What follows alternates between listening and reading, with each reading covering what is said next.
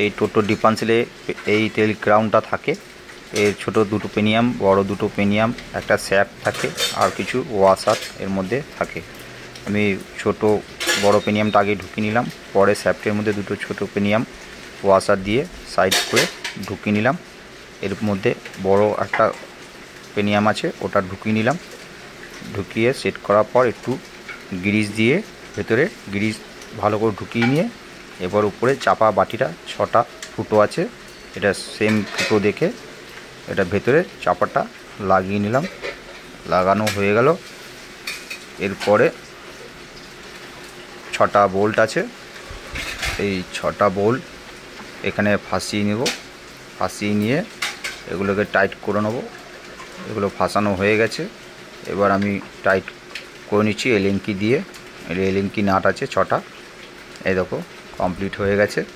এবার এটা টেল ক্রাউনের সাথে ফিটিং হবে। এগুলো খারাপ আছে, এই মালগুলো খারাপ থাকে, যার জন্য এটা খারাপ হয়ে পড়ে। এই যে দেখতে পাচ্ছেন টেল ক্রাউনটা রেডি করা হয়ে গেছে। এবার আমি এটা ফিটিং করব টেল ক্রাউনটা ডিফারেন্সিয়ালের চাপার সঙ্গে।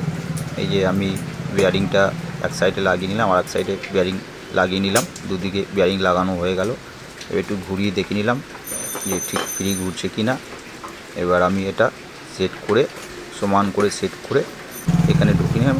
চাপা আছে চাঁদের মতন, দু সাইডে লাগে, এক সাইডে এইভাবে ঢুকিয়ে সেট করে নিলাম। বিয়ারিংয়ের উপরে চাপাটা লাগিয়ে নাটটা টাইট করে নিলাম।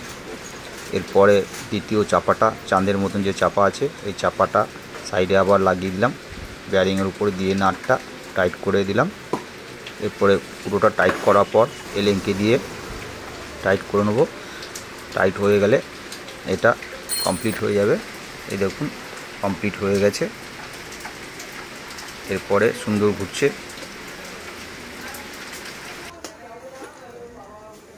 এটা একটা টোটো ডিফারেন্সিয়ালের কমপ্লিট টেল ক্রাউন, এটাকে টেল ক্রাউন বলে।